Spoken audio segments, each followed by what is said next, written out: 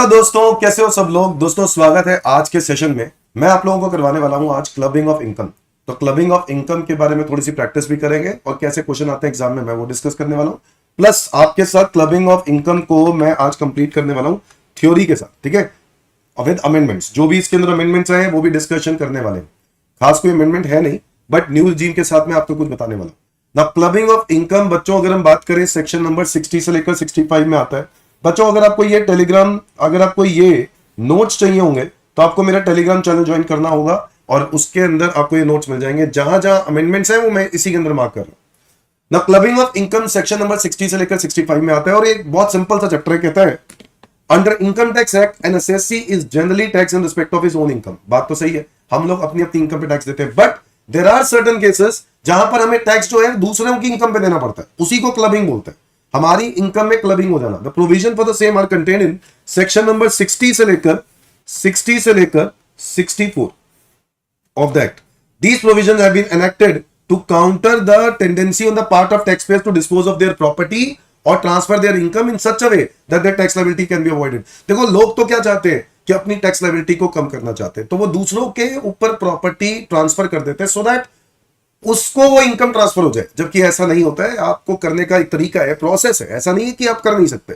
Property transfer करते हो without adequate consideration तो गवर्नमेंट को प्रॉब्लम है, यानी गिफ्ट करते हो तो इसीलिए ये चैप्टर बना है दोस्तों क्लबिंग ऑफ इनकम, कि अगर आप अपने रिलेटिव्स को जिनके पास कोई इनकम नहीं है, ठीक है, उनको ये प्रॉपर्टी ट्रांसफर कर दी, ठीक है, तो ताकि जो उस प्रॉपर्टी से इनकम मुझे हो रही थी वो उनको टैक्सेबल हो जाए और उनके इनकम इतनी है कि उनकी जो स्लैब लिमिट है उससे कम इनकम है तो उनको टैक्स नहीं देना पड़ेगा। मेरी बात समझ में आ रही है। So clubbing of income provisions जो है they are divided into two categories. कितनी कैटेगरीज में आ जाता है क्लबिंग प्रोविजंस? दो कैटेगरी में क्लबिंग प्रोविजंस।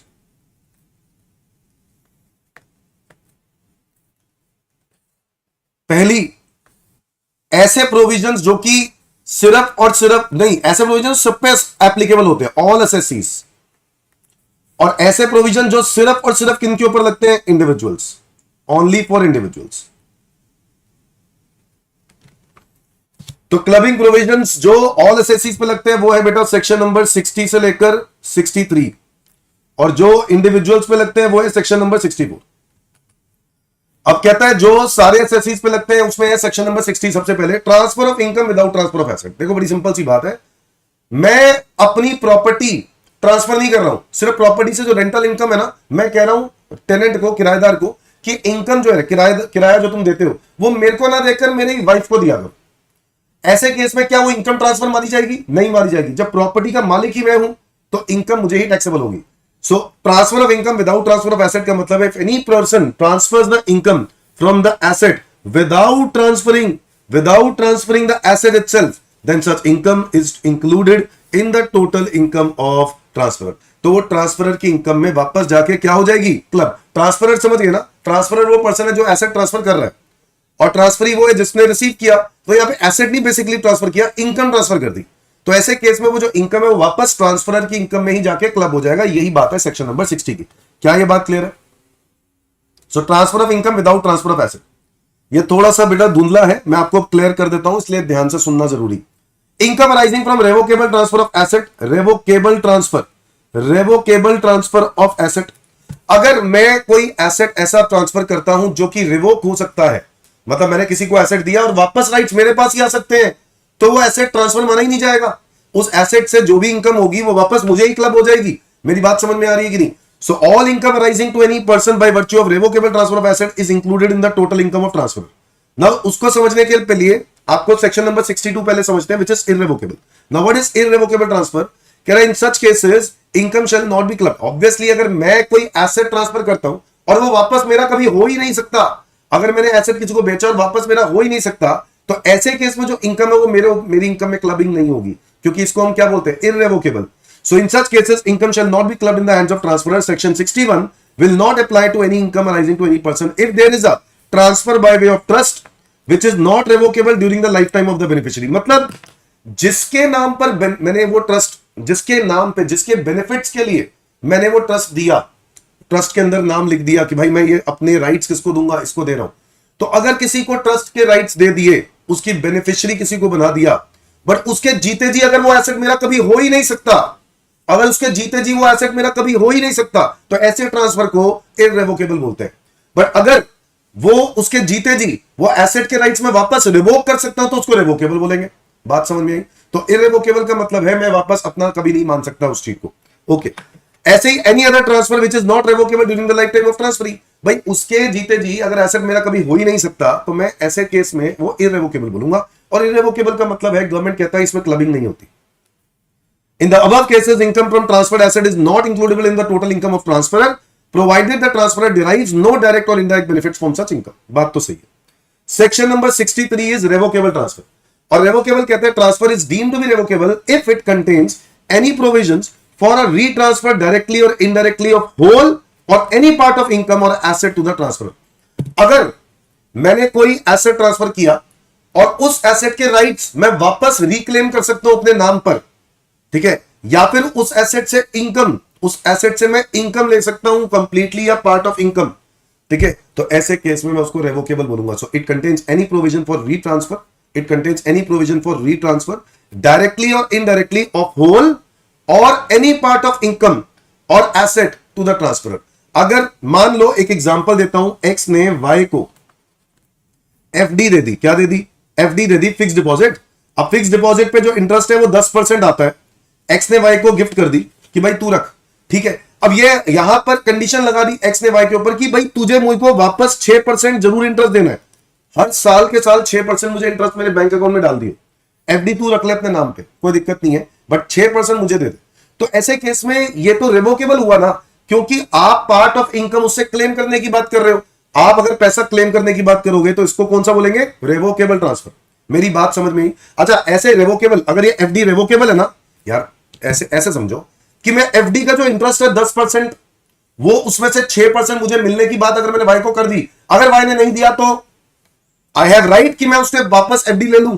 यस, बिल्कुल, कंडीशन ही यही है, ट्रांसफर इसीलिए किया था। तो अगर ये कंडीशन देकर ट्रांसफर किया है दोस्तों, तो ऐसे केस में उस एफडी से जितना भी इंटरेस्ट होगा वो कंप्लीटली एक्स को क्लब हो जाएगा, ठीक है, वो कंप्लीटली एक्स को क्लब हो जाएगा, to be clubbed in the hands of X. बोलो समझ में आया कि नहीं? पूरा 10%।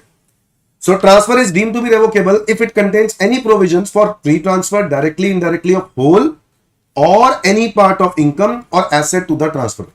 It gives in any way to the transferor a right to reassume the powers directly or indirectly over the whole or any part of the income। अगर मैंने transfer तो किया, बट अगर मेरे पास राइट्स हैं अभी भी, उसके जीते जी मैं वो एसेट के राइट्स मेरे पास हैं, मैं उससे ले सकता हूं या उससे इनकम ले पा रहा हूं, पार्ट ऑफ इनकम भी, तो ऐसे केस में पूरी की पूरी उस प्रॉपर्टी की जो इनकम है ना, वो वापस मेरी इनकम में क्लब हो जाएगी, क्योंकि इस ट्रांसफर को रेवोकेबल ट्रांसफर माना जाता है। हम इस पूरे ट्रांसफर को ट्रांसफर मानते ही नहीं। पॉइंट ये समझ लो कि ट्रांसफर ही नहीं मानते। मेरी बात समझ में आ गई कि नहीं? तो अगर ट्रांसफर ही नहीं मानते तो उस एसेट से जितनी भी इनकम होगी वो वापस मेरी इनकम में जाके क्या हो जाएगी? क्लब। मेरी बात समझ में आ गई कि नहीं? Section number 63। Now next is category 2। बच्चों मैंने आपको बताया एक तो प्रोविजन इसमें 63 के 63 हो गए। मेन देखा जाए तो दो ही पॉइंट है, 60 और 61। ये हो गया transfer of income without transferring asset, और ये हो गया transfer of income due to revocable transfer of asset. और 62 और 63 क्या है? 62 और 63 इररेवोकेबल का मीनिंग है और 63 है रेवोकेबल का मीनिंग। समझ में आया कि नहीं? अब हम बात कर रहे हैं अगर इंडिविजुअल्स की, तो इंडिविजुअल्स में काफी पॉइंट्स हैं। जैसे कि पहला पॉइंट है income by way of remuneration of spouse from a concern in which individual has substantial interest. अगर मेरे पास, समझते हैं दोस्तों इसको, सेक्शन 64(1)(2) कहता है एक पर्सन है, ये है मिसेज एक्स, और एक कंपनी है एक्स लिमिटेड।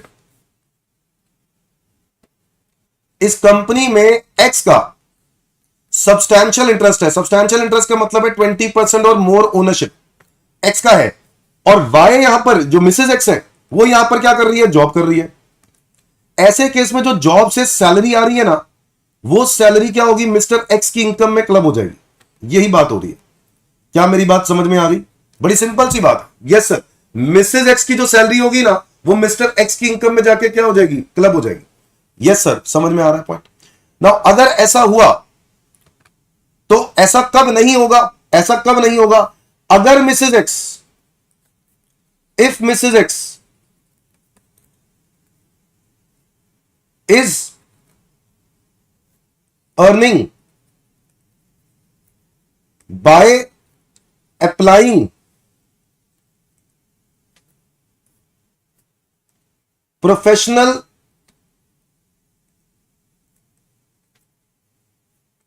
knowledge या टेक्निकल नॉलेज, है ना। अगर मिसेज एक्स इस तरीके से अर्न कर रही है, मिसेज एक्स इस प्रकार अर्न कर रही है प्रोफेशनल नॉलेज या टेक्निकल नॉलेज का इस्तेमाल करके, तो ऐसे केस में दोस्तों जो भी मिसेज एक्स की सैलरी इनकम होगी वो क्लब नहीं होगी, नॉट टू बी क्लब। मेरी बात समझ में आ गई, नॉट टू बी क्लब। तो इसका मतलब क्या हुआ, वो मिसेज एक्स की इनकम रहेगी और मिसेज एक्स को ही टैक्सेबल होगी। ये देखिए, in computing the total income of individual, all such income which arises directly or indirectly to a spouse of such individual by way of salary, commission or fee or any other form of remuneration, whether in cash or in kind, इससे कोई फर्क नहीं पड़ता, from a concern, ऐसे concern से पैसे कमा रही है in which the individual has substantial interest, बोलो, इंडिविजुअल है सब्सटैंशियल इंटरेस्ट, दैट इज 20% और more voting rights of the concern shall be clubbed in the hands of individual who has substantial interest. तो ये उसकी इनकम में club हो जाएगा जिसके पास कंपनी का सब्सटैंशियल इंटरेस्ट है। बात समझ में आ गई कि नहीं? ओके, तो ये मैंने एग्जांपल आपको दे दिया है। अच्छा, एक और बात है, now there are circumstances in which individual is deemed to have been a substantial interest, मतलब हम मान लेंगे कि आपके पास सब्सटैंशियल इंटरेस्ट है मिस्टर एक्स के पास, और वो कब हो सकता है, मान लो मिस्टर एक्स के पास कंपनी के 10% शेयर है, बट इसके भाई के पास, ब्रदर के पास भी कंपनी के कितने शेयर है, 10%, तो मिला के ये कितने बन जाते हैं, 20%। तो आप क्या बन गए, सब्सटैंशियल इंटरेस्ट ओनर बन गए। क्या बन गए, सब्सटैंशियल इंटरेस्ट ओनर। मेरी बात समझ में आ गई कि नहीं? तो अगर आप सब्सटैंशियल इंटरेस्ट ओनर बन गए तो ऐसे केस में जो भी उससे इनकम हो रही होगी आपकी वाइफ को, वो इनकम क्या हो जाएगी, क्लब हो जाएगी हस्बैंड को। बोलो यस और नो। तो वाइफ की इनकम जो भी होगी वो मिस्टर एक्स को क्या हो जाएगी, क्लब हो जाएगी। समझ में आ रहा है कि नहीं? तो मिस्टर एक्स अगर कंपनी में 10% मालिक है और उसका भाई भी 10% मालिक है, मिला के अगर सब्सटैंशियल इंटरेस्ट ओनर बन रहे हैं तो मिस्टर एक्स माना जाएगा कि सब्सटैंशियल इंटरेस्ट ओनर है। ऐसे केस में जो भी इनकम होगी, है ना, जो भी इनकम होगी वो सैलरी मिस्टर एक्स की इनकम में जाके क्लब हो जाएगी। ये बात क्लियर है? Now where concern is the company, if equity shares carrying 20% or more of the voting rights are beneficially owned by such person or partly by such person and partly by one or more of his relatives, या तो उसने पूरे के पूरे उसने लिया हुआ है या फिर one of his relatives at any time during the previous year, at any time during the previous year, तो ऐसे केस में आप सब्सटैंशियल ओनर माने जाओगे। जैसे कि मिस्टर एक्स है, 10% शेयर्स हैं और मिसेज एक्स वहां पे जॉब करती है और फादर के पास भी 8 है, मदर के पास भी 5 है, तो मिला के कितने हो गए, 23। तो ये माना जाएगा कि mister x substantial interest owner है। तो ऐसे केस में वाइफ की जितनी भी सैलरी इनकम होगी वो मिस्टर एक्स की इनकम में जाके क्या हो जाएगी, क्लब। रिलेटिव कौन आते हैं, रिलेटिव में है spouse, brother, sister, lineal ascendant, descendant of that individual. Is that clear? Parents, grand parents, बच्चे, पोते, सब इसके अंदर कवर्ड। ओके, अगर हम बात करें, अगर आप एक एचयूएफओ या कोई फर्म हो, तो ऐसे केस में if such person is entitled or such person or one or more of his relatives are entitled in aggregate to receive 20% or more of the profit of such concern at any time during the previous year, अगर आप एक partnership firm हो और उस firm में 20% या उससे ज्यादा आप और आपके रिलेटिव्स मिला के ओनर बनते हैं और आप लोगों का प्रॉफिट इतना शेयर बनता है, तो ऐसे केस में आप सब्सटैंशियल ओनर माने जाओगे। और ऐसे केस में वाइफ की अगर जॉब कर रही है तो वाइफ की इनकम पेरेंट की, उस हस्बैंड की इनकम में क्लब हो जाएगी। Now clubbing provisions will not apply where remuneration is received on account of technical और professional qualification of spouse and income is solely attributable to the application of his और her technical और professional knowledge. मेरी बात समझ में आ रही है कि अगर आपकी टेक्निकल या प्रोफेशनल नॉलेज के बेसिस पर आप इनकम कमा रहे हो तो क्लबिंग प्रोविजंस अट्रैक्ट नहीं होंगे। Is that clear everyone? अच्छा, अगर ऐसा भी हो सकता है दोनों husband and wife both are having substantial interest, मतलब मान लो एक्स के पास भी कंपनी के 10% शेयर है और मिसेज एक्स के पास भी कंपनी के कितने हैं, 10%, मिला के 20 हो गए। ऐसे केस में दोनों हस्बैंड एंड वाइफ के पास सब्सटैंशियल इंटरेस्ट होना है और दोनों ही जॉब कर रहे हैं, तो ऐसे केस में दोनों की इनकम उसकी इनकम में जाके क्लब होगी जिसकी ऑलरेडी हायर इनकम होगी, जिसकी ऑलरेडी हायर इनकम होगी। So when both husband and wife have substantial interest in a concern and both are in receipt of income by way of salary etc from the said concern, such income will be includable in the hands of that spouse whose total income is already higher, जिसकी income already higher होगी। क्या ये बात समझ में आई?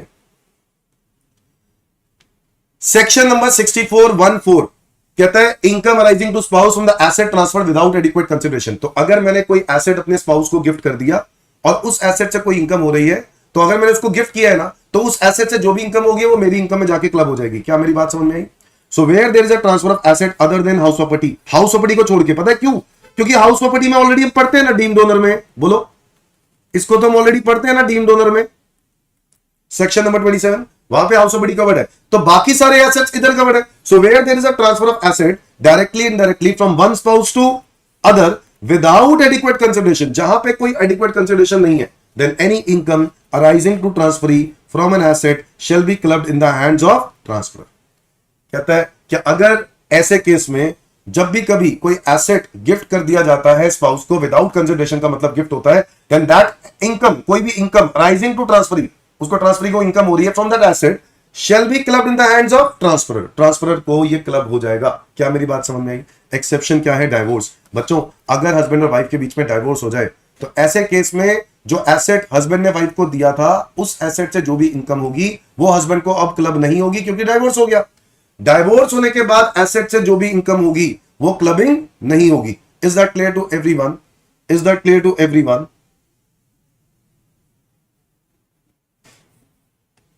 समझ में आ गया कि नहीं? ये कहानी समझ में आ रही? ठीक है sir. Income from accretion of the transferred asset, income from accretion, accretion का मतलब है एक एसेट मैंने आपको दिया और उस एसेट से आपने इनकम कमाई, वाइफ के हाथ में आई। हाँ, वो बात हो रहा है कि जो एसेट मैंने दिया, हस्बैंड ने एसेट दिया मान लेते हैं, और वो एसेट किसको दे दिया? वाइफ को। अब वाइफ को एसेट तो दे दिया, उस वाइफ को जो उस एसेट पर इनकम हो रही है ना, वो हस्बैंड की इनकम में क्या होनी चाहिए? क्लबिंग। ये तो हमारी बात पक्की है, टू बी क्लब्ड, बोलो हाँ या ना। बट हुआ क्या कि उसी इनकम से वाइफ ने क्या कर दिया? उसको फर्दर इन्वेस्ट कर दिया।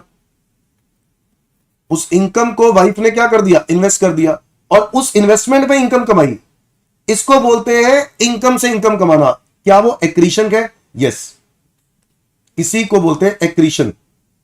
बच्चों ये जो एक्रीशन है ना, ये इनकम वाइफ को टैक्सेबल होगी, हस्बैंड को टैक्सेबल नहीं होगी। मेरी बात समझ में आ गई? मेरी बात समझ में आ गई? तो हस्बैंड ने वाइफ को गिफ्ट दिया कोई एसेट, और उस एसेट से जो इनकम होगी वो तो क्लब होगी, बट अगर वाइफ ने उस इनकम को आगे इन्वेस्ट कर दिया और उस पर भी कोई इनकम कमाई, तो वो इनकम वाइफ की ही मानी जाएगी, वो क्लबिंग नहीं होगी। It is not to be club. ऐसा भी हो सकता है दोस्तों, हस्बैंड ने वाइफ को एसेट दिया और वाइफ ने बिजनेस को क्या कर दिया? वाइफ ने उसको क्या कर दिया? बिजनेस में इन्वेस्ट कर दिया। So where the asset transferred directly और indirectly by an individual to his spouse are invested by transferee in the business, proportionate income arising from the transferee from such investment is to be clubbed in the total income of transfer। क्या मतलब है कि अगर मान लो कि कोई asset property gift कर दी, ठीक है, वाइफ को, और वाइफ ने उसको बिजनेस में इन्वेस्ट कर दिया, तो उस एसेट से जो भी इनकम हो रही है, उस एसेट से जो भी इनकम हो रही है वो हस्बैंड की इनकम में जाके क्या हो जाएगा? क्लब होगा। मतलब उस बिजनेस से जो भी इनकम हो रही है। अब वो निकालने के लिए क्या करना है कि हो सकता है वाइफ का ऑलरेडी बिजनेस में कैपिटल डाला हो। मान लो वाइफ ने ऑलरेडी 10 लाख रुपए का कैपिटल डाला है, हस्बैंड ने वाइफ को गिफ्ट किया एक एसेट, और वो भी उसने कैपिटल में इंट्रोड्यूस कर दिया, इंट्रोड्यूस्ड नया कैपिटल, मान लो 5 लाख, कुल मिला के कैपिटल हो गया 15। और अगर मान लो बिजनेस में प्रॉफिट होता है कितने रुपए का? 3 लाख रुपए का, तो उस 3 लाख रुपए के प्रॉफिट में, 3 लाख रुपए के प्रॉफिट में आपका कितना शेयर है उस पर डिपेंड करता है। तो हस्बैंड का शेयर कितना है? हस्बैंड ने 5 दिए थे ना, 5 डिवाइडेड बाय 15, टोटल कैपिटल 15 है, 5 डिवाइडेड बाय 15, जो ये प्रोपोर्शन में आएगा ना, उस प्रोपोर्शन में जो भी इनकम आएगी वो हस्बैंड की इनकम में क्लबिंग हो जाएगी। किसकी इनकम में क्लबिंग हो जाएगी? हस्बैंड की इनकम में। मेरी बात समझ में आ रही है कि नहीं?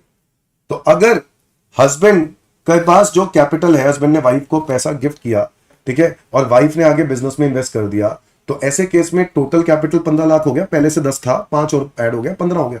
अब उसमें जब प्रॉफिट कमाया, वो प्रॉफिट जो है उसकी क्लबिंग होगी। कैसे क्लबिंग होगी? हस्बैंड ने कितने दिए थे? 5, तो 5 डिवाइडेड बाय 15, उसका प्रपोर्शन में जो भी इनकम आएगी वो हस्बैंड को क्लब हो जाएगी। मेरी बात समझ में आ गई कि नहीं?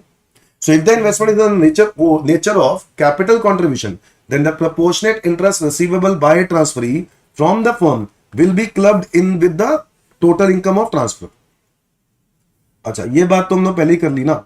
अगर ट्रांसफर एसेट बिजनेस में डाल दिया तो proportionate income arising to transferee from such investment is to be clubbed in the ends of total income of transfer। Is that clear everyone? ये देखो मैंने एक एग्जांपल दिया हुआ है। हस्बैंड ने वाइफ को एफडी दी 10 लाख की और वाइफ ने उसको बिजनेस में डाल दिया। पहले से कैपिटल कितना था 20, नया कैपिटल कितना आ गया 10, टोटल आ गया 30, प्रॉफिट आ गया मान लो इस साल का 6। अब ये 6 लाख का जो प्रॉफिट है इसको कैसे प्रोपोर्शनली बांटा? 10 दिया था किसने? हस्बैंड ने, डिवाइडेड बाय 30। उस प्रोपोर्शन में प्रॉफिट निकाला तो वो आया 2, और वो 2 लाख रुपए हस्बैंड की इनकम में जाके क्या हो जाएगा? क्लब। समझ में आया कि नहीं? Such proportion has to be computed by taking into the account the value of aforesaid investment as on first day of the previous year to the total investment in the business। मतलब हमेशा हम लोग ये देखेंगे कि first day of the previous year में कितना पैसा डाला, first day of the previous year. So बच्चों, आपने जो प्रॉफिट लॉस का प्रोपोर्शनेट करना है वो उसमें देखना है वैल्यू ऑफ गिफ्ट लेना है, वो भी first day of the previous year, divided by total capital, वो भी first day of the previous year. Value of gift divided by total capital, value of gift as on first day of the previous year divided by total capital as on first day of the previous year। इस proportion में जो profit होगा उस profit को हम लोग income को क्या कर देंगे? Club. Is that clear everyone? So profit loss multiply by gifted amount divided by value of total capital. हम अभी तक यही तो कर रहे थे। हमने यहां पर क्या किया? 10 लाख रुपए, ये क्या है? Value of gift divided by क्या है? Total capital. इस प्रोपोर्शन में प्रॉफिट को क्लब कर दिया। समझ में आया कि नहीं? वही कर रहे हैं। बट याद रहे ये 1 अप्रैल को ही देखना, ये वाली पॉइंट जो देखना है वो हमेशा 1 अप्रैल को देखना। मतलब अगर गिफ्ट साल के बीच में हुआ है, साल के बीच में अगर गिफ्ट दिया है तो ऐसे केस में आप अगले साल से क्लबिंग स्टार्ट करोगे, उस साल क्लबिंग नहीं करोगे। सेक्शन नंबर 6416 बच्चों ये है transfer of asset to son's wife. अगर एसेट सन्स वाइफ को दे दिया, सन की वाइफ को दे दिया, नहीं बहुरानी को दे दिया, तो ऐसे केस में उस एसेट से जो भी इनकम होगी वो वापस ट्रांसफरर की इनकम में क्लब होगी और बिल्कुल वैसे ही लगेंगे प्रोविजन जैसे स्पाउस के लगे। तो सेम प्रोविजंस, कोई डाउट ही नहीं। आगे आ जाओ। Section number 6417 transfer of asset for the benefits of spouse. All income arising directly और indirectly to any person association of person from asset transfer directly. बच्चों अगर मैंने कोई एसेट किसी ऐसे पर्सन को दे दिया, ऐसे पर्सन को दे दिया, ठीक है, हस्बैंड ने एक एसेट जो है ना वो किसी फर्म को दे दिया, उस फर्म के अंदर जो वाइफ है वो कौन है? पार्टनर है। वाइफ जो है हस्बैंड की वो क्या है? पार्टनर है। यहां पे पार्टनर है फर्म की। तो ऐसे केस में अगर आपने एसेट इनको भी गिफ्ट किया तो ये माना जाएगा कि इसका डायरेक्ट इनडायरेक्ट बेनिफिट किसको मिल रहा है? वाइफ को। So all income arising directly और इनडायरेक्टली टू एनी पर्सन और association of person from the asset transferred directly और इनडायरेक्टली टू सच पर्सन और AOP by an individual without adequate consideration is clubbed in the income of individual to the extent such income is used by transferee for immediate or deferred benefit of the transfer spouse। भाई मान लो अगर मैंने husband ने wife को, ये husband ने firm को gift किया 20 लाख का एसेट, और उस प्रपोर्शन में अगर मैंने प्रपोर्शन देखा तो इसमें 3 पार्टनर थे एक्स वाई जेड, और ये है आपकी वाइफ मिसेस जेड। इनको मिला ये 20 लाख का जो कंट्रीब्यूशन है वो मिला किस रेशियो में? मान लो 7 लाख रुपए मिले इसको। तो 7 लाख रुपए से जो भी इनकम आएगी वो हस्बैंड की इनकम में जाके क्या हो जाएगी? क्लब। 7 लाख रुपए से जो इनकम आएगी ना वो इनकम क्या हो जाएगी? क्लब। समझ में आया कि नहीं? नेक्स्ट इज सेक्शन 6418 बच्चों, यहां पर भी सेम पॉइंट है, सिर्फ सन्स वाइफ आ गया। तो transfer of asset to any person, किसी पर्सन को दिया जिस पर्सन में पार्टनर या कोई सब्सटैंशियल इंटरेस्ट ओनर कौन है? सन्स वाइफ है। तो ऐसे केस में उस एसेट से जो भी प्रोपोर्शनेट इनकम सन्स वाइफ को हो रही है, बेनिफिट जो उसको मिल रहा है, वो क्लब हो जाएगा किसकी इनकम में? ससुर की इनकम में। है कि नहीं? सेक्शन नंबर है 6418। बच्चों next is very important 6418 clubbing in the case of minor child. All incomes of minor is to be clubbed in the total income of parent whose income is already higher. Minor की income पे हमेशा parent की income, parent ही tax पे करता है, parent को ही tax पे करना पड़ता है। बट पेरेंट भी कौन से? जो पेरेंट की इनकम ऑलरेडी हायर हो, जो पेरेंट की इनकम ऑलरेडी हायर हो, उन पेरेंट की इनकम में जाके हम क्या कर देंगे? बताओ, क्लबिंग कर देंगे। समझ में आया कि नहीं? समझ में आया कि नहीं? Is that clear to everyone? Once clubbing of minors income is done, with that of parent. अगर माइनर की इनकम पेरेंट की इनकम में जाके क्लब कर दी तो बच्चों it will continue to be clubbed with that parent only in the subsequent year unless the AO is not satisfied। जब तक AO satisfy नहीं होता और जब तक AO को कोई प्रॉब्लम ना हो तब तक वो इनकम उसी पेरेंट की इनकम में क्लब होगी जिस पेरेंट की इनकम में पहले क्लब की गई थी। क्या मेरी बात समझ में आई? Where the marriage of parents does not subsist, यानी डाइवोर्स हो गया, तो ऐसे केस में बच्चे की इनकम किसकी इनकम में क्लब करेंगे? जो पेरेंट उसको मेंटेन कर रहा है। कोर्ट बोलता है ना कि भाई ये पेरेंट देखेंगे उसको, तो कोर्ट जिसको जिम्मेदारी देगा उस पेरेंट की इनकम में वो इनकम क्या हो जाएगी? Club. Is that clear everyone?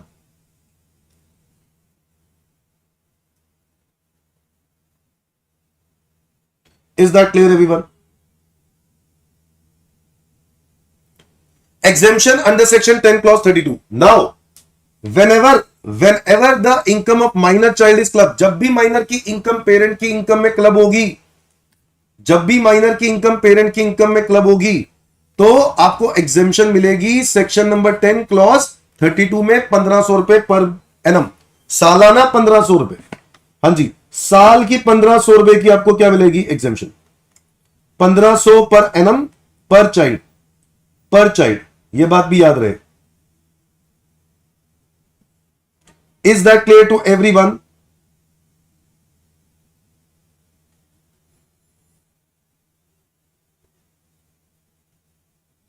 Is that clear to everyone? बच्चों ये एग्जेम्पशन वाले पॉइंट पे एक मेरे को लिखवानी है अमेंडमेंट, एक एग्जेम्पशन वाले पॉइंट पे अमेंडमेंट लिखवानी है, तो सारे बच्चे अपने नोट्स निकालेंगे और इस पर अमेंडमेंट लिखेंगे।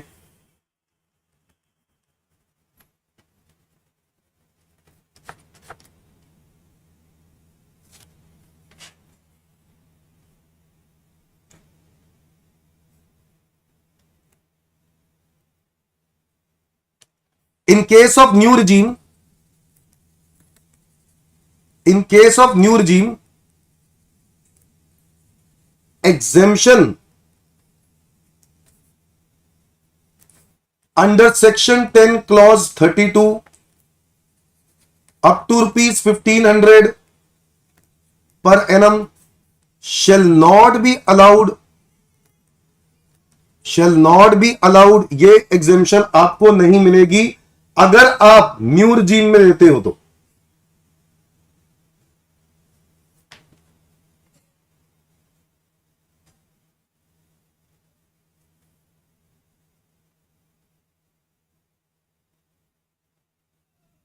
Is that clear everyone?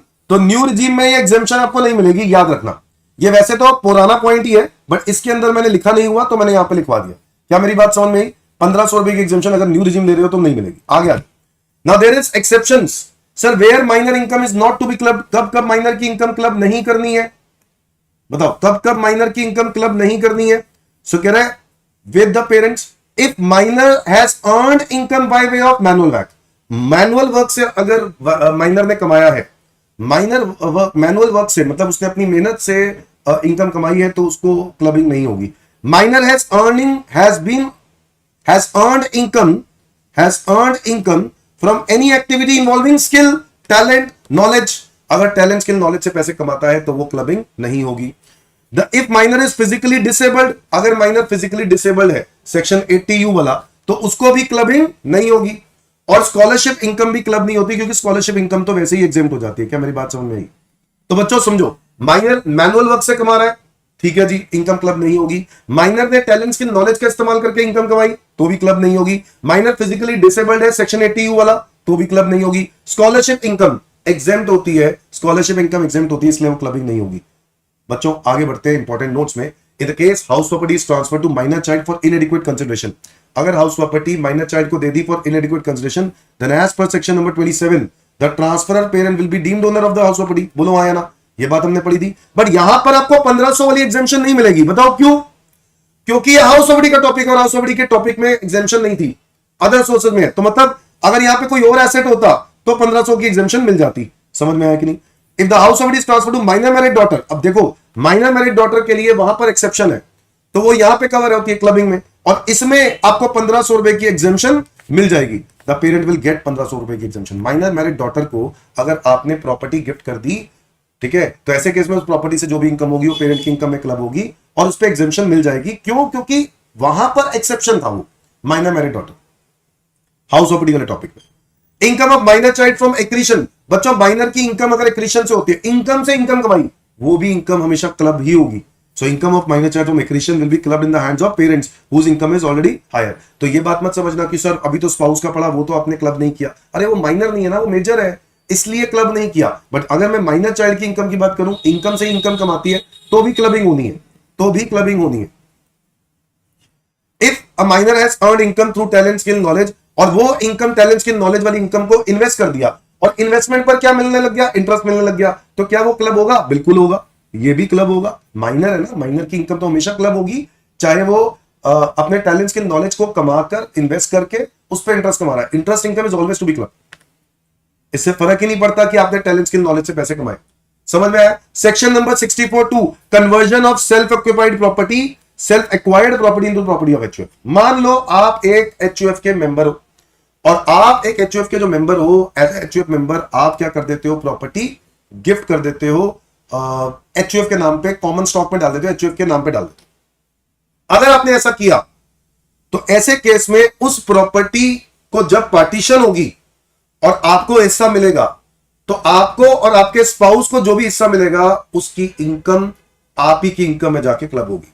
So where an individual who is a member of HUF converts at any time his individual property into the property of HUF of which he is a member, or throws such property into the common stock of the family, or transfers such individual property directly or indirectly to the family for inadequate consideration, the income from such property shall continue to be included in the total income of that individual.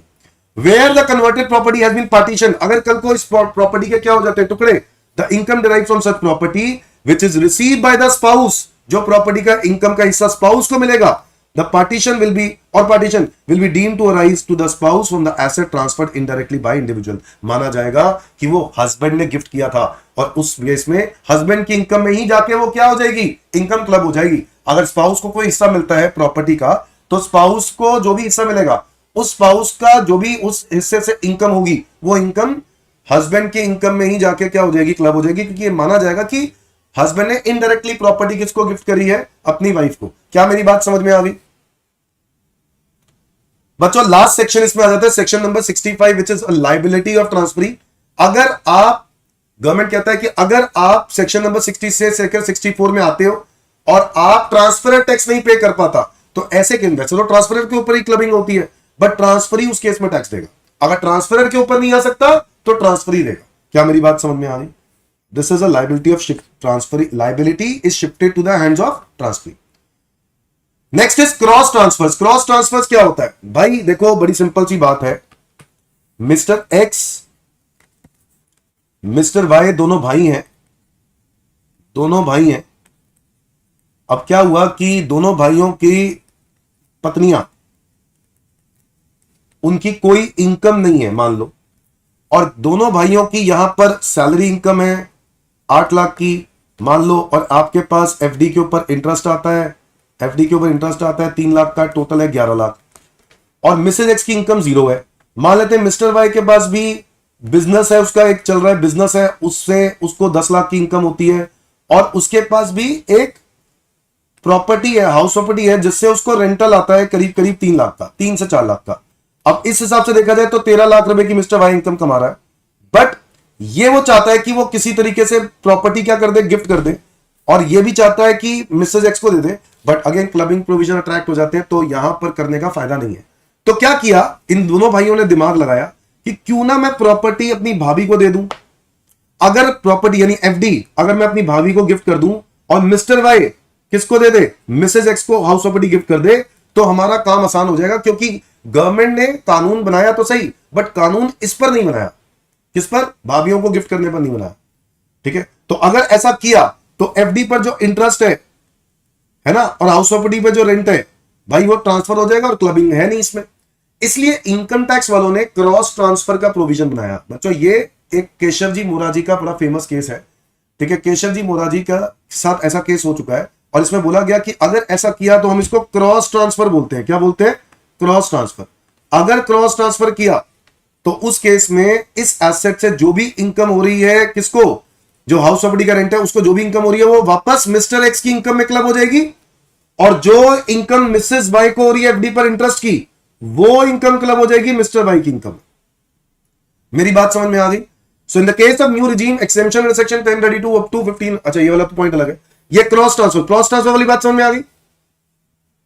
बात समझ में आ गई? तो ये income इसको club हो जाएगी, ये इनकम। तो बताओ क्या फायदा, मतलब इतना दिमाग लगाया और उसके बाद क्या ही फायदा हुआ? कोई फायदा नहीं हुआ। तो क्रॉस ट्रांसफर ये कॉन्सेप्ट कहता है आप कर नहीं सकते हो। देखो आज के टाइम पे सुप्रीम कोर्ट ने जब इस पर जजमेंट दे दिया, जब से उसके बाद से अब यही एक लास्ट रिजॉर्ट है, इस तरीके से होता है। The Supreme Court in the case of CIT यानी commissioner of income tax versus Keshav ji Moraji, ठीक है, 1967, observe that if two transactions are interconnected, अगर दो ट्रांजेक्शन कुछ इंटरकनेक्टेड है and are parts of the same transaction in which such a way that it can be said that the circuitous method, circuit लगा दिया, circuit मतलब circuit होता है ना एक तार से दूसरी तार, तो ये सर्कटस मेथड है। जैसे अपने तारे, दो तारे ही तो है, सर्कट हो गया, एक वो वहां पे दे रहा है, वो वहां पे गिफ्ट कर रहा है ना। तो कह रहा है was adopted to evade tax, चोरी करने के लिए, टैक्स की चोरी करने के लिए आप ऐसा करते हो, then the clubbing provisions would be attracted. Accordingly, Mrs. X income will be clubbed in the hands of Mr. X and Mrs. Y's income will be clubbed in the hands of Mr. Y. अच्छा, up to the extent of common amount, ये बात भी genuine है कि अगर मान लो house property से जो रेंट आ रहा है वो 4 लाख रुपए आ रहा है और एफडी से जो इंटरेस्ट आ रहा है वो 3 लाख आ रहा है, तो एफडी से जो इंटरेस्ट है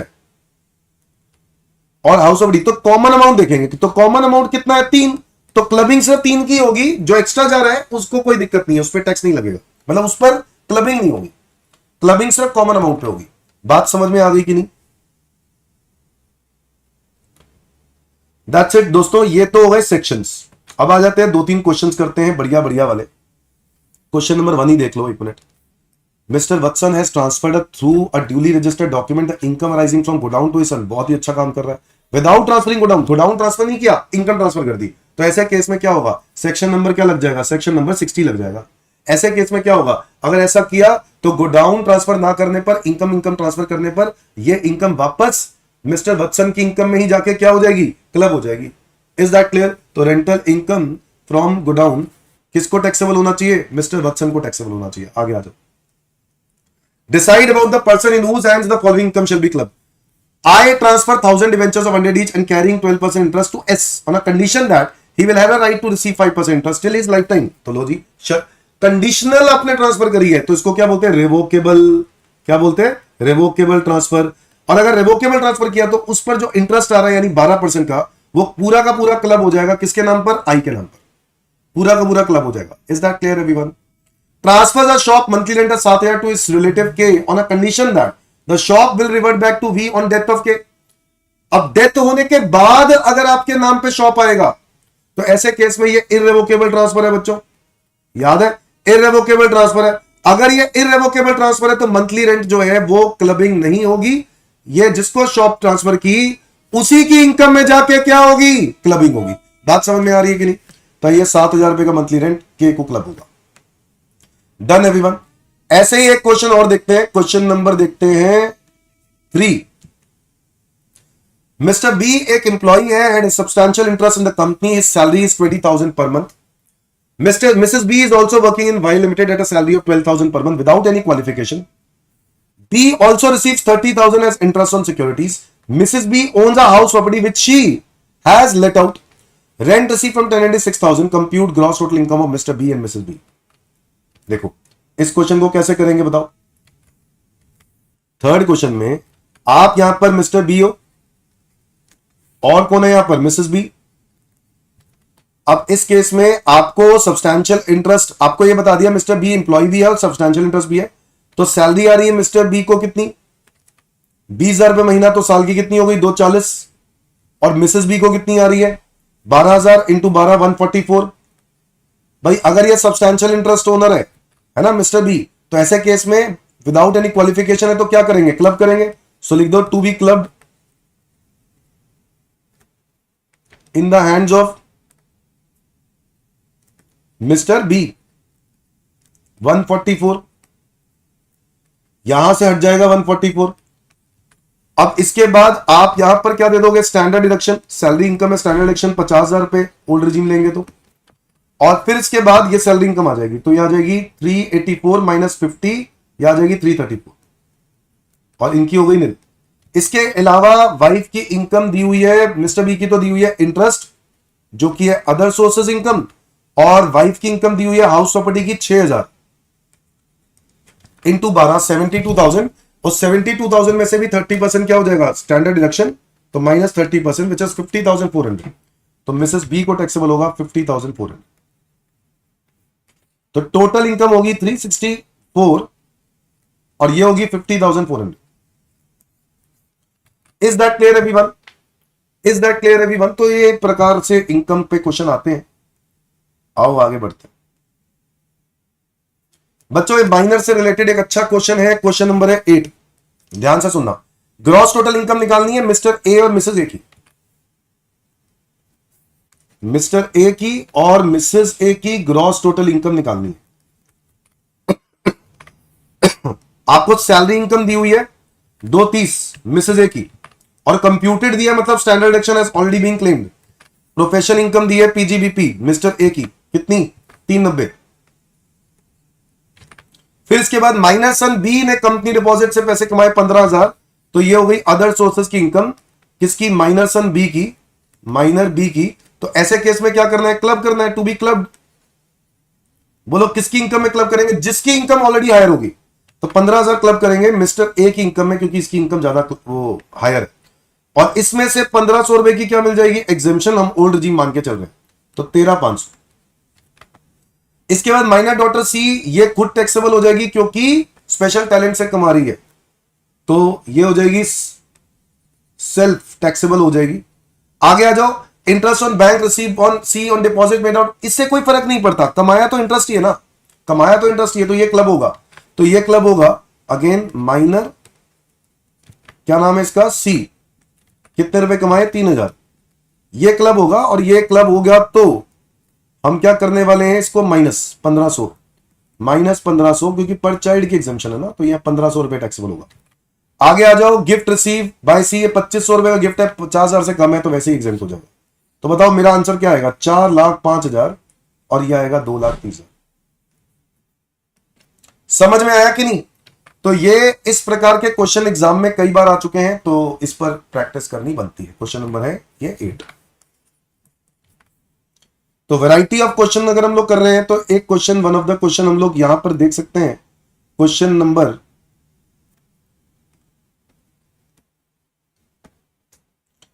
10 भी देख सकते हैं। क्वेश्चन नंबर 10 में कह रहा है मिस्टर ए के पास एफडी है 5 लाख रुपए की in Bank of India. He instructed the bank to credit interest on FD at the rate of 9% to the saving bank account of Mr. B, son of his brother. क्या ये club नहीं हो जाएगा? भाई ये ट्रांसफर माना ही नहीं जाएगा, आप कैसे ट्रांसफर कर रहे हो? तो ये आप ही के नाम पे वापस क्या हो जाएगा? क्लब। तो बताओ 5 लाख का 9% बना 45,000, तो मिस्टर ए को ये क्लब हो जाएगा। Is that clear everyone? है ना? मतलब अब ट्रांसफर ऑफ एसेट नहीं है, transfer of income without transferring asset. Section 60 लगा दिया ना इस पे आपने, क्या लगा दिया? Section number 60। ये तो गलत है। Mister A hold 75% share in the firm, Mrs A receive a commission of 25,000 from promoting a sales of the firm. Mrs A के पास कोई क्वालिफिकेशन नहीं है, क्लब हो जाएगा। बोलो हाँ यार, क्लब होगा कि नहीं? सर बिल्कुल क्लब होगा। Mister A gifted a flat to Mrs A on April 1, 2023 during the previous year. Mrs A's income under that house property is 52,000। तो बताओ क्या करेंगे? ये इनकम क्या कर देंगे? Mister A gifted a flat to Mrs A, तो ये इनकम 52,000 की क्या कर देंगे? हम क्लब कर देंगे। भाई ए ने मिसेस ए को गिफ्ट की थी, गिफ्ट करी है, तो वो प्रॉपर्टी जो है वो मिस्टर ए को ही क्लब होगी हमेशा, हाँ या ना? Mr A gifted 2 lakh to his minor son who has invested the same into business and he derived income from such investment. तो बच्चों अगर मिसेस ए ने ये वाली इनकम कमाई है, मिस्टर ए ने अपने बेटे को गिफ्ट किया और बेटे ने आगे 20,000 रुपए इन्वेस्टमेंट पे इनकम कमाई है, तो ये भी इनकम क्या हो जाएगी? क्लब हो जाएगी मिस्टर ए की इनकम में। Mister A's minor son derive income of 20,000 from business activity involving application of his skill and talent, तो ये तो क्लब नहीं होगा, not to be club।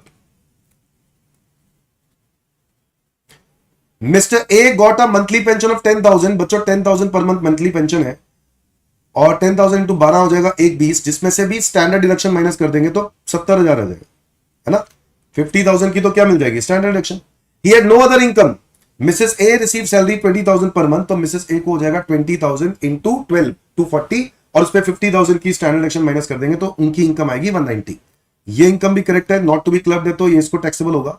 और ये इनकम कितनी बनी, अच्छा जब जब क्लबिंग होगी तो 1,500 रुपए की एग्जामिशन भी मिली होगी, तो आपने मिस्टर ए -1 वाली 20,000, तो इसमें 20,000 में से 1,500 रुपए की एग्जामिशन माइनस करनी चाहिए थी, -1,500।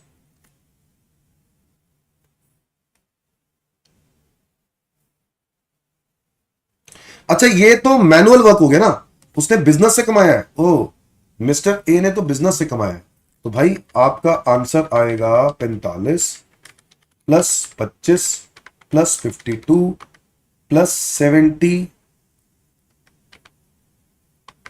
प्लस 18,500। अच्छा ठीक है 2,10,500, नहीं करेक्ट 2,10,500, मैनुअल वर्क नहीं है ये, उसने इन्वेस्ट किया ना, इन्वेस्ट किया बिजनेस में, -1 ने गिफ्ट, ए ने गिफ्ट किया है, तो इसलिए ये क्लबिंग होगी 20,000 रुपए की इनकम क्लब होगी, तो ये 2,10,500 आ रहा है, करेक्ट है। 45 25 52 18,500 और 70,000। Is that clear everyone? ये वाली तो जो है इनकम, ये वाली इनकम टैलेंट स्किल वाली है, तो ये क्लब होगी नहीं, बस खत्म खत्म। समझ में आया कि नहीं? एक क्वेश्चन मैं और करवाना चाहता हूं, वो क्वेश्चन थोड़ा सा डिफरेंट है, और वो क्वेश्चन का भी टॉपिक एक हमने किया, और वो ये गिफ्ट वाला। ये बच्चों मान लो एक प्रोप्राइटरी बिजनेस है, स्टार्टेड बाय श्रीमती रानी इन 2021, 1/4/2022 को उसने कैपिटल कितना है बिजनेस के अंदर, 3 lakh. Her husband gifted 2 lakh rupees on 10th April 2022, which amount Shrimati Rani invested in her business on the same date. Shrimati Rani ने प्रॉफिट कमाया ड्यूरिंग द फाइनेंशियल ईयर 22-23 कितना, 1.5 लाख, और 23-24 में कितना, 390। Compute income to be club. तो बच्चों बताओ, सबसे पहले तो आपके पास ओपनिंग कैपिटल दिया हुआ है, कितना दिया हुआ है, 3 लाख। बच्चों ये 2022 के बिगिनिंग में दिया है, आपने गिफ्ट किया 10/4/22 को, यानी 22-23 की इनकम तो प्रोपोर्शनेट होगी नहीं, सिर्फ कौन सी होगी, 23-24 की होगी, क्योंकि साल के बीच में गिफ्ट किया, अभी मैंने बताया था।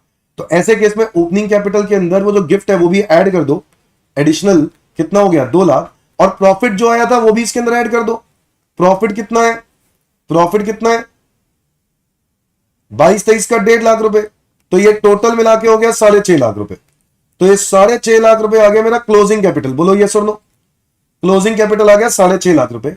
अब इसको क्या करो, अब इसका क्या करो कि क्लोजिंग कैपिटल अगले साल का ओपनिंग हो गया, अब आपने अगले साल क्या कमाया, अगले साल का प्रॉफिट है 390, तो अब आप क्या करो, जो 2 लाख रुपए का गिफ्ट है divided by total capital 6.5 lakh multiply by 390, बोलो हाँ या ना, फॉर्मूले के हिसाब से इतनी इनकम क्लब हो जाएगी। तो ये बना 390 divided by 6.5 multiply by 2 lakh, ये बनेगा 1,20,000। बच्चों ये इनकम क्लब हो जाएगी, ये इनकम क्लब हो जाएगी। Is that clear everyone? समझ में आया कि नहीं? तो ये एक वन ऑफ द वे है जिसके ऊपर क्वेश्चंस आते हैं। तो आपको करना क्या होता है, आपको पहले तो ये देखना है कि गिफ्ट किया कब है। अगर साल के बीच में किया है तो इस साल में तो क्लबिंग नहीं होनी, अगले साल क्लबिंग करेंगे। तो उस केस में हम इस साल का कैपिटल कैसे निकालेंगे, ऐसे निकालेंगे कि ओपनिंग प्लस एडिशनल कैपिटल जो भी इंट्रोड्यूस किया प्लस प्रॉफिट जो कमाया वो ऐड कर दिया, क्लोजिंग आ गया, और फिर उसके बेसिस पर हमने प्रोपोर्शनेट इनकम फाइंड आउट कर ली, 1,20,000 वो इनकम क्लब हो जाएगी। ठीक है जी, तो ये है दोस्तों क्लबिंग ऑफ इनकम, जिसके मैंने आपको 5-6 क्वेश्चन जो करवाए हैं ना, ऐसे ही क्वेश्चन एग्जाम में आने वाला है, कुछ अलग आने वाला नहीं है। ठीक है, अगर आएगा तो ऐसा ही आएगा, और बाकी प्रैक्टिस करने के बाद आपके पास है ही है। तो मिलते हैं दोस्तों अगले सेशन में। अगला सेशन हम लोग करेंगे set of and carry forward, और याद रहे कल आपका जीएसटी मैराथन भी है। ठीक है, तो मिलते हैं, बाय बाय।